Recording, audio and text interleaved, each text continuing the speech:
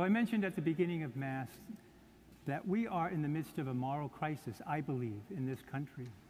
And we've been listening for the past several weeks now, Jeremiah last week, Ezekiel this week, to the prophetic voice that is in our scriptures, the Judeo-Christian tradition. I'd like to talk on three different levels about this prophetic voice. One is historically, what happened back in the time, in the 6th to 8th centuries before the Christian era. In the 500 years, really, where the prophetic voice in Israel emerged from about the 10th to the 6th centuries, and then quiet from the prophetic voice until the 1st century, when we hear about a man coming from the desert in camel's clothing, eating locusts and honey, John the Baptist, crying out for repentance and a return to covenant relationship. That is our Christian tradition. And from John came Jesus, who preached the kingdom of God, a world of love and compassion and justice for all. I'll talk historically, and then I want to talk about the prophetic voice in itself for a moment. What is it? And finally, what does it mean for us today, a country that is being divided more and more as we move through history? So first, the prophetic voice in Israel, as I mentioned, was about a 500-year period. Prophets arose among the people, ordinary people who felt called by God to speak God's truth to power. And they were vilified, and in some cases, attempts made on their lives for doing so. The calamity seemed to be that the powerful, the kings of Israel had split into a northern and southern kingdom about 930 years before Jesus. The two kingdoms made temporal alliances in order to survive, with the two powerful nations of that time or those centuries, which were usually Assyria in the north and Egypt in the south. The kings made alliances in order to survive for themselves, but they became basically vassals of the powerful nations, who took the riches from the countries, or from these two nations, the north and south kingdoms of Israel, and left many, many people destitute. The kings, some of the wealthier people, survived it all and did pretty well, but most people were in trouble. Another thing they rose against was the manipulation, the exploitation of the poor within these two kingdoms. The wealthy exploited not just the Jewish people who were poor, but also the Canaanite people among whom they were living, seeking more and more power, more and more riches at the expense of people who lived near them. And finally, they spoke out against idolatry. Over time, the Jewish tradition was being infiltrated by Canaanite liturgical practices, worship of Canaanite gods. In the north, you had Amos, who spoke against these atrocities, and he was thrown out of the country by the king and told, never return again. Implicit in that is, we will kill you if you do. Following him, there was Hosea. And Hosea likened the people of Israel in the northern kingdom to an unfaithful spouse, saying they had been wedded to Yahweh and had betrayed Yahweh over and over again, and that there would be a day of reckoning. It did not go well for Hosea either.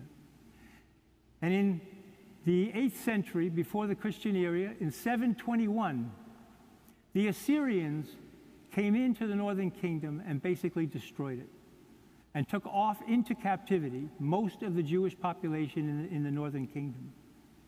In the southern kingdom, they survived doing the same things until about the 6th century. And there we heard the prophets. There was Isaiah, there was Jeremiah, there was Micah, and Ezekiel today, who decried what was going on, pleaded for the people to return to covenant relationship or face the consequences. They were not treated well. I mentioned at the beginning of Mass, Jeremiah, there were attempts on his life. He was left in a cistern to die, only to be released by an ally who found him. He He was arrested by the king, the Jewish king of the southern kingdom, only to be released at the time of Babylonian captivity, which came in the years 596 to 86, more or less, before the Christian era. The Babylonians now had seized power in the north, overcoming the Assyrians, and they came into the southern kingdom of Israel, destroyed the temple, killed a massive amount of people, and carried the rest off into captivity in Babylon. Jeremiah and Ezekiel functioned at that time, around the time that the Babylonians came in, and they followed the people into Babylonian captivity, preaching against what was going on and imploring the people to return to relationship, covenant relationship with Yahweh. It's a history of prophets arising from the people through the course of crises, asking for a return to gospel values or to the values of Yahweh. Which leads me to my second point. Who were these prophets? I have mentioned here once before, there is a Jewish theologian, Abraham Heschel, now deceased, but in the 1960s, he wrote a landmark 2-volume study on the Jewish prophets. And this rabbi spoke of them in incredible terms that had never really been talked about before. He said they were called by God, they were vilified by their people, and yet they seemed to live on 2 different planes of existence with incredible loneliness. They were not understood. On one plane of existence was what Heschel calls a transcendental nearness to God. They seemed to know what God was saying, a privileged conversation, a privileged access to Yahweh. And they were sent as messengers from Yahweh to the people. But not only that, they were not just messengers, they were also counselors of the people, speaking to Yahweh, trying to intercede on behalf of a sinful people. It didn't go well for them. Heschel says that all of these prophets acted out of their own personality, speaking what he calls God's pathos, an emotional reaction to humanity. Prior to that time, a lot of people saw Yahweh as being impermeable and distant from all of humanity, could not be affected by anything human beings did. And Heschel said no. This God is invested into humanity, and this God reacts to how people act in this world for one another. And Heschel said there were 3 emotions that happened in succession with all of these prophets. One was a stage of hurt and incredible sadness, as if Yahweh were saying to the people, how could you treat me this way? How could you be an unfaithful spouse? I am the one who took you out of the land of Egypt from slavery and brought you back to a land flowing in milk and honey, the land of the Canaanites, which was given to them by Yahweh, to live in and to prosper. And they continually betrayed Yahweh. Heschel said from that came a second emotion, which was one of anger, even rage, as if God saying to the people of Israel, how dare you? How dare you treat me this way? And now you will pay for it. The way you have treated the orphan, the widow, the way you have treated the poor, when I was so gracious and compassionate to you, there will be a day of reckoning. And that is what Ezekiel and Jeremiah were talking about in the southern kingdom, Amos and Hosea in the northern kingdom, that the day of reckoning was coming, and it did come. The north and southern kingdoms of Israel were destroyed, the temple destroyed, people carted off into captivity and slavery. That is the prophetic voice. There is a God who is active in history, who cares about what is going on and desires that people live out of covenant relationship with Yahweh, living God's love and compassion and sense of justice for all people. My third point is, what does it mean to us today? I think it means everything. We live in a time in this country today where there are people sowing division, fear, and hatred by some against others for their own self-gain. Because of someone's race, because of the color of their skin, because of the religion they profess, because of their sexual identity or their political persuasion. They seek self-gain by dividing people. In another time, in this country, in the aftermath of the Civil War, Abraham Lincoln sought the unity of this country, and he implored people to live out of the better angels of their nature so that that might happen and that this country could prosper as the country it claims to be, a land where all men are created equal and endowed with certain unalienable rights, and among these are life, liberty, and the pursuit of happiness. We didn't have it back then, and we don't have it today. There are people in this country who are saying enough is enough. We are people of faith, and we desire to live out of values based that way, and not out of an ideology that puts some at the top and most people at the bottom. That's the prophetic voice.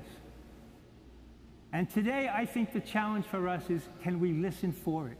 Where is it in society today? Who are the prophets speaking to us? Historically, they have arisen. I've said this before in this congregation here, before the COVID pandemic. If we go back to the Second World War in Germany, as Hitler rose to power, Dietrich Bonhoeffer, a Lutheran theologian, rose up and said, the Christians in Germany are going to church on Sunday, Lutherans and Catholics, praising the Lord, living the liturgical practices, practicing the sacraments. Meanwhile, Hitler is arresting the intellectual opposition and starting to deport the Jewish people into concentration camps. Bonhoeffer called that a cheap grace. You can practice it, he said, but it isn't going to get you much. He argued for a costly grace, a grace where people would leave indifference behind and seek truth within society. Heschel has said in his book that few are probably truly guilty of some of the crimes that go on then and now. But he said because of indifference, societal indifference, all are complicit. And that is where many people find themselves today. There are atrocities being committed. Black people are losing their lives at an excessive rate in confrontations with the police. People of color are not given the same opportunities in this country that claims to be equal to all. People must stand up and say, we want change and we want it now. There are others I will just mention briefly. In the 1960s, we had Martin Luther King, who basically challenged this country as an apartheid country. And I remember as probably a 10-year-old child watching the news one night as Martin Luther King, Ralph Abernathy, Abraham Heschel walked with them in the 1960s, arm in arm, front line, Selma, Alabama. And I remember a news reporter coming up to Mr. King and saying, Mr. King, many people in this country believe in the values you're expressing, but they say you're going too fast. And Martin Luther King said, don't you think that 350 years is enough time? He was referring to 1620, when slavery was introduced into the United States. And today we're at 400 years. There has been improvement, but not enough. I can think also of Dorothy Day, founder of the Catholic Worker, who for most of the 20th century stood up to the powers of society, demanding human dignity and human rights for all God's people. And finally, I'd like to end invoking the memory of a prophet who just died in our midst. Representative John Lewis from Georgia, an African-American man who at 23 years of age marched in Selma, Alabama with Martin Luther King and the others. He was a man who went on to live 55 years of his life, both private life and public life, working for justice. And in his passing a couple of weeks ago, I was just amazed at a man who had given so much for a society that would become what it claims to be. And he said in one of his talks, "The truth is worth standing up for. Speaking truth to power has value." And he also said, "It is necessary sometimes to cause the good trouble." And so I leave you with that. What are we to do? John Lewis has made it clear. We must stand up for truth. We must speak truth to power. And we must have the courage as people of faith to live the values that Yahweh gave to the prophets to speak to the people of Israel, and that the prophets in our time continue to ask us to do. Perhaps best summed up by the prophet Micah, who once said to the people of the southern kingdom of Israel, "You have been told what is good and what God expects of you, but to do justice, to love kindness, and to walk humbly with your God." May we have the courage to do so.